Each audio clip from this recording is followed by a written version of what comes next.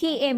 2.5 ฝุ่นอันตรายที่อาจเห็นให้เป็นมะเร็งปอดได้ถึงแม้นว่าจะบ่เคยสูบยาก็ตามในยุคที่พวกเราต้องตื่นตัวกับสุขภาพหลายขึ้นทุกมือมีหนึ่งภัยอันตรายเงียบๆที่หลายคนอาจเบิ่งข้ามทั้งที่มันอยู่อ้อมตัวพวกเรานั่นก็คือฝุ่น PM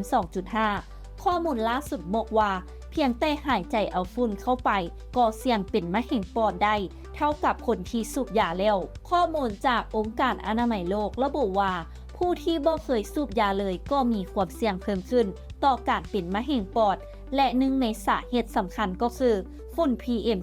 2.5 ฝุ่น PM 2.5 เป็นฝุ่นขนาดน้อยลายน้อยจนสามารถซึมเข้าสู่ร่างกายผ่านการหายใจและซึมเข้าสู่หลอดลมและปอดได้โดยกงซึ่งเมื่อสะสมเป็นเวลาดนจะเฮ็ดให้เกิดการอักเสบในร่างกายส่งผลให้เซลล์มีการเปลี่ยนแปลงทั้งในระดับ DNA และ RNA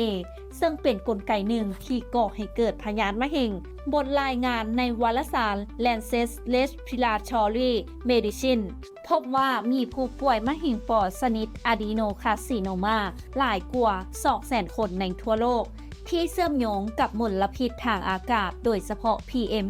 2.5 ซึ่งในประเทศจีน PM 2.5 ถูกจัดเป็นสารพิษอันดับหนึ่งที่มีผลร้ายแรงบ่แพ้กับการสูบยาและพบในผู้หญิงหลายกว่าผู้ชายอีกด้วย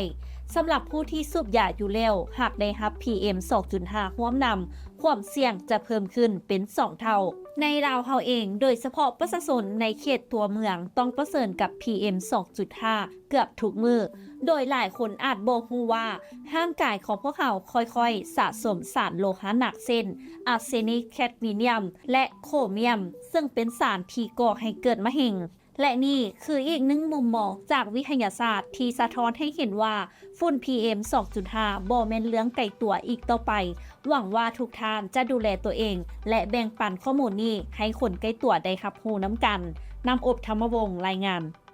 และท้ายนี้ต้องขอบใจสำหรับการติดตามข่าวสารจากทางไทยเก็ตเมกาซีนและอย่าลืมไปกดไลค์กดแชร์กดติดตามกด Subscribe ทุกช่องทางออนไลน์ของพวกเขาเพื่อจะบ่พลาดข่าวสารดีๆจากทางไทยเก็ตเมกาซีน